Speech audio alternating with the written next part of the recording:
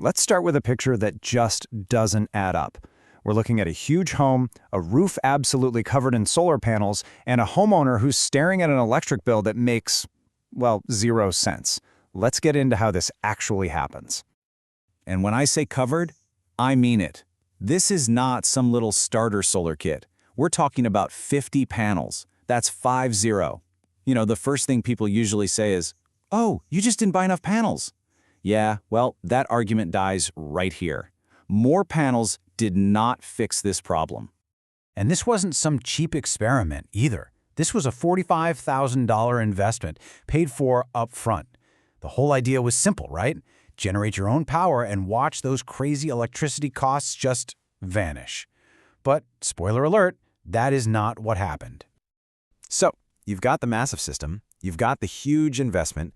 Logically, the next step should be little to no bills, right? Energy freedom. But that's not the reality.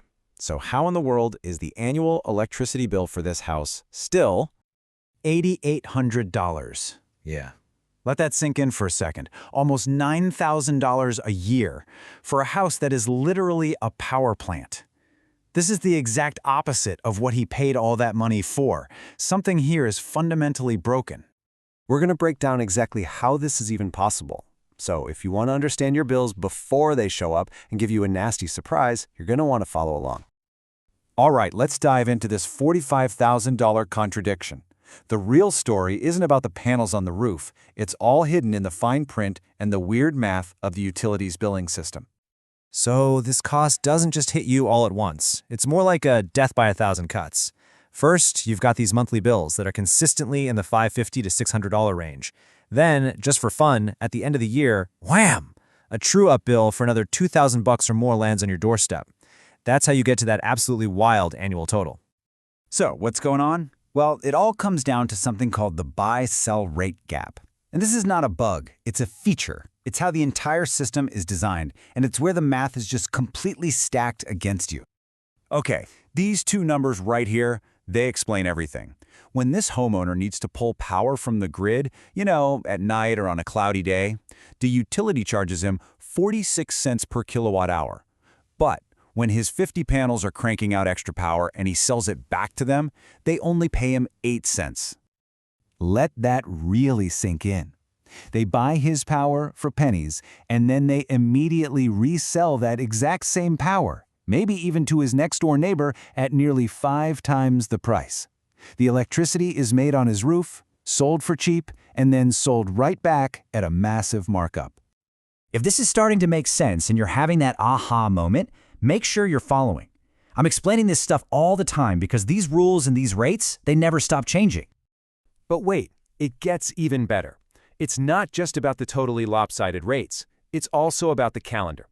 The system is built on one simple and frankly infuriating rule. Your credits expire. Your bills don't. This whole thing creates a seasonal trap. All summer long, when the sun is out, he's generating these credits. But remember, they're only worth that measly 8-cent rate. By the time fall rolls around, those are basically gone. Then winter hits, he needs more power from the grid, and boom, he's paying the high 46-cent rate. All of that comes to a head in April with that giant annual true-up bill. And here it is, the rule that makes this whole trap work, usually buried deep in your bill. Unused solar credits do not carry forward, they just disappear. At the end of your 12-month cycle, the slate is wiped clean and you start all over from zero, every single year. So you might be thinking, okay, what if I could perfectly match my usage? What if I generated exactly 100% of my own power? Well, guess what? You'd still get a big bill. Let's look at the system's hidden charges that have absolutely nothing to do with making power. Take a look at this. On a $610 monthly bill, the actual electricity he bought was only $18. $18! That tiny little sliver right there. So what's the rest? $140 in community choice fees and a mind-blowing $452, that huge green chunk, for delivery and fixed fees. These are just charges you have to pay to be connected. And it is not getting any better. In fact, starting in 2026, there's a brand new fixed fee being added, again, just for the privilege of being connected to the grid. This new charge is expected to add another $300 a year to the bill. And that's regardless of how much solar you generate or how little you use. So when you add it all up, The rate gap, the credits that vanish, all the fixed fees, you realize one simple truth. The system always balances in their favor.